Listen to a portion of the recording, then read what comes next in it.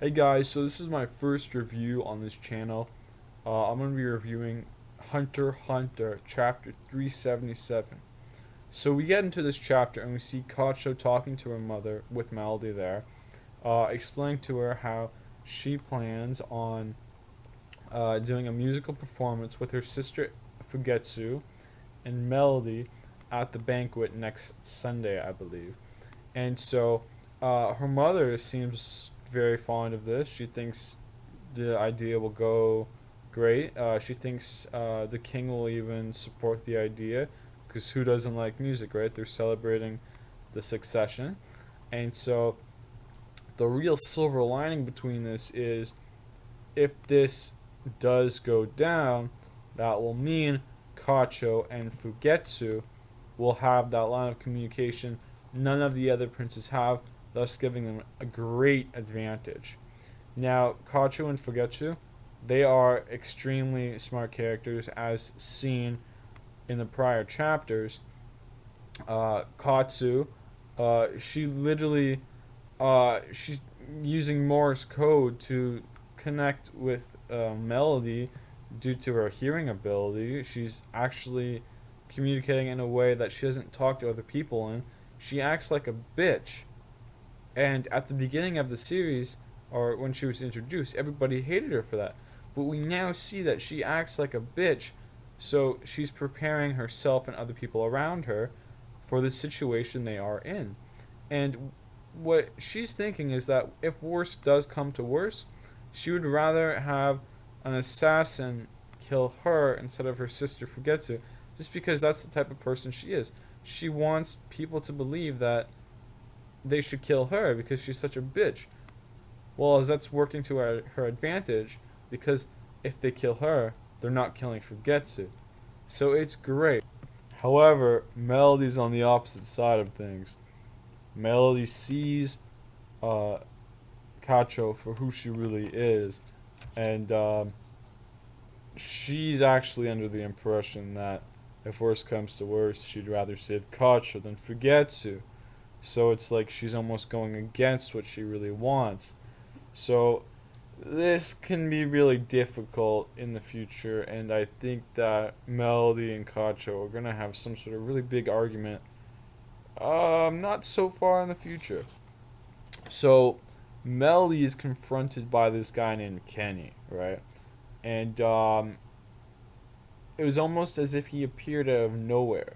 And now I can see two explanations for this. Either it's some sort of teleportation ability. He's using Zetsu. Um, Personally, I would like to think it's a teleportation ability just because we get context with what he says later that he has discovered that Fugetsu's ability involved teleportation. Now, wouldn't it only make sense for this person to be involved with this if he does have this teleportation ability? That way, um, that way he has some background knowledge of like how this stuff really works. I think it's very similar to how Hanzo could use a clone, whereas the assassin that killed the 13th prince could use the clone, or 12th prince. I'm not quite sure. I think it's a 12th. So Kenny tells Melody that he's been using N all this time so he can detect everyone's whereabouts and what's going on. And this instantly reminded me of Zeno Zolnik. Now, if this guy can use teleportation, if this guy has like a really big N, that gives me some Zeno vibes. Like I think this guy could have just been introduced as someone with a Nen ability that Fugetsu has on her side, but at the same time, maybe this guy could be overpowered. I don't know. I'm pretty sure that most of these characters are gonna die when they get to the Dark Continent because Togashi likes to mess around with our feelings, our emotions. But you know what? This guy is pretty cool, and he's in my good books. Now we move on to Melody's concerns. So the biggest thing right now is that we haven't seen Kacho's guardian spirit beast, and that concerns me because I have just finished saying how much I like Kacho because of how her true self is basically making her exterior self act like a bitch to deceive all the people so she can protect Fugetsu. But what if that's not the case? What if her spirit beast is actually that bitch, right?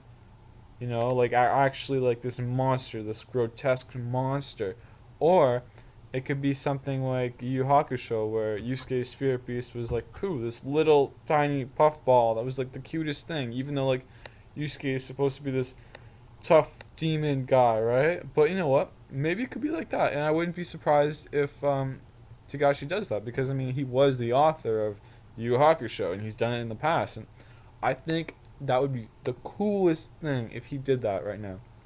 So, dude, dude, we get to see the Phantom Troop, and guess who's there? Fucking Alumi Zoldyck. Oh my god. Oh my god, dude, I can't even tell you how happy I was to see Alumi. I was like, dude, Tagashi, what are you doing? This is awesome. So, Crollo, he's like, so Alumi, tell us a little bit about yourself. And then Alumi just says, like, I'm Killua's brother. I'm, the other girl, I can't remember her name right now.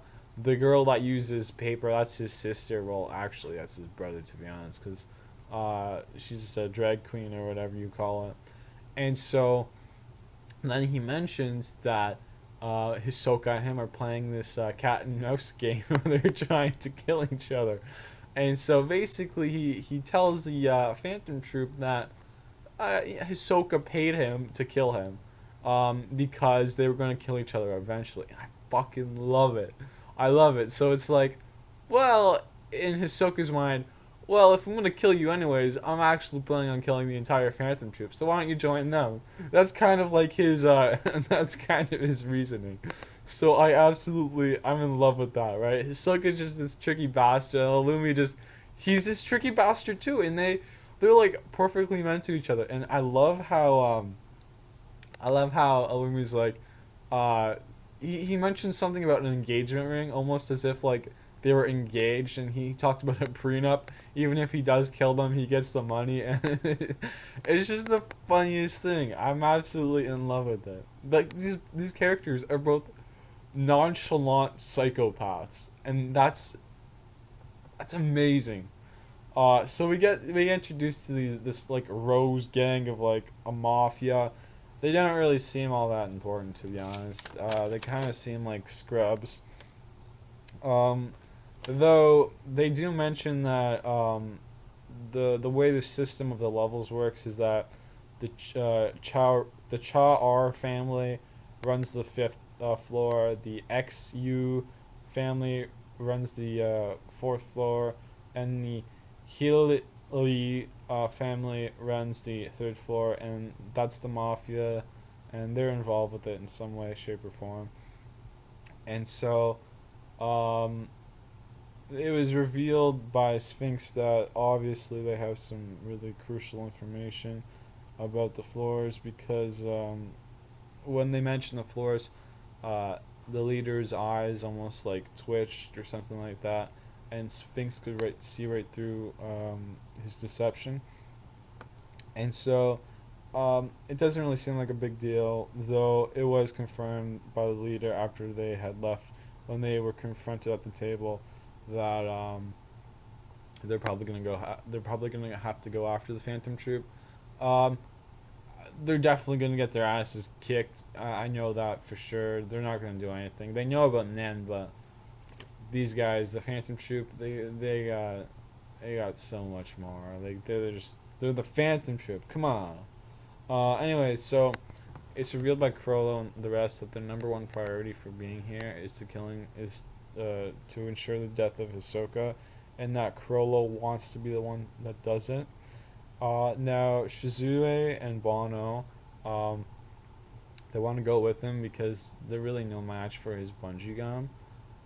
And I really like how Shizuku, she says that She wants to know her future again because maybe it could aid her in her assault against Hisoka. But it's revealed that the girl that Chrollo stole it from, I can't remember the I think her name is Nordstrom or something like that. She died, and therefore he doesn't have her power anymore. And so I love or that could be a twist, but how it's looking right now is that it could be a Death Note, and that's what Shizuku says, because if you remember, Shalnark had his power taken. Granted, it was with his permission. Likewise with Kortopi. I don't know. It's not actually confirmed if his power was stolen or not. I think it was though. And so they both died by Hisoka's hands. So that'd be pretty cool if Hisoka just happened to kill the Nordstrom girl too. Anyways, so it's actually revealed that Bono has another power. He can transform into things, and Chrollo is very intrigued by this, and he thinks he can use this to advantage. So right now, at the end of the chapter, they've all split up, and they're all looking for these. They're all looking for Hisoka, and they all want to kill him. It's a race to kill him, and I can't wait to see Illumi versus Hisoka. That's some funny shit right there. And you know what? I think the thing that that really ticked Illumi off the last time was that one scene where Hisoka's like, "Hey, can I kill Killua?" And Illumi freaks out. But I was watching this video that actually explains Hisoka's hand gesture when he said that, where his thumb was in between his fingers. Apparently, in Japanese or some sort of known culture, I'm not too sure, that symbol is actually like a symbol of like rape or something. So it's like a double entendre. Can I kill him and rape him? It's some gruesome shit, right? But of course he was just joking. But was he actually? It's Hisoka. Hisoka does this shit, presumably. Yeah. So that's the end of the chapter. It was an amazing chapter. My favorite part was without a doubt the Illumi part. I love that. Illumi is, oh my god, I love Illumi so much. Yeah, that was the end of the chapter, guys. This is my first ever review, Hunter x Hunter, chapter 377. Let me know in the comments what you think. I'd greatly appreciate it. I put a lot of effort into this. So guys, I'll see you later. Bye.